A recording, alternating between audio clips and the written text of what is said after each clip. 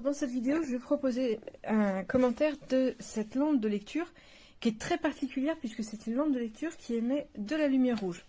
Alors, elle se présente comme ça avec une petite patte qui permet d'accrocher quand même une bonne surface. Il y a un petit patin de protection ici. On peut poser directement sur un livre mais ça rajoute un poids. Moi, j'ai une liseuse électronique donc je ne l'accroche pas dessus.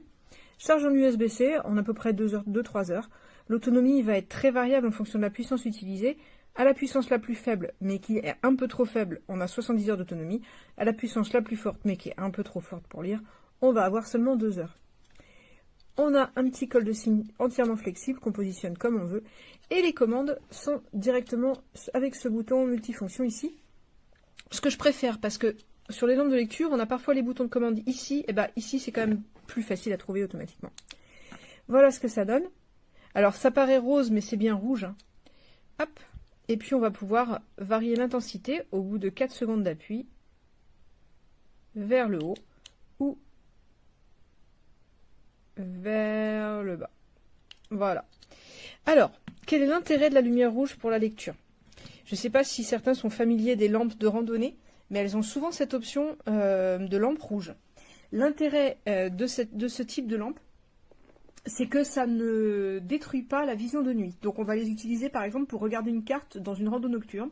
Et une fois qu'on éteint la lumière, eh bien on voit toujours la vision de nuit. Alors que si on utilise une lampe normale, il va falloir une demi-heure, 3/4 d'heure pour la retrouver. Du coup, en lampe de lecture, quel intérêt puisqu'on ne fait pas de la rando? Alors moi j'utilise des lampes de lecture en couleur orange. C'est un phénomène assez amusant.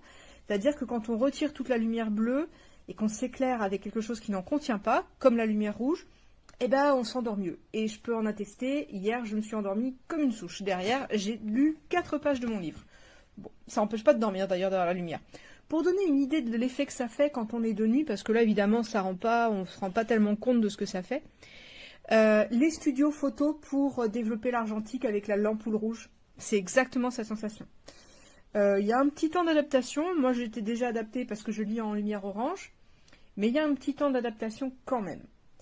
L'effet, c'est effectivement qu'on n'est pas bloqué dans l'endormissement. Et comme la lecture est en plus quelque chose qui aide un peu à s'endormir, c'est juste une combo parfaite. Alors, c'est un petit coup à prendre. Mais une fois qu'on l'a pris, c'est vraiment bien. Et franchement, moi qui étais très à l'aise, très bien avec la lumière orangée, je trouve que l'effet est encore plus marqué sur la lumière rouge. Il n'y a pas photo. Et autant je préfère pour lire la sensation de la lumière orange, autant si mon objectif c'est de bien dormir derrière, cette nuit extra. Plus efficace que la lumière orange. Donc je recommande sans problème pour les gens qui ont des petits problèmes d'insomnie.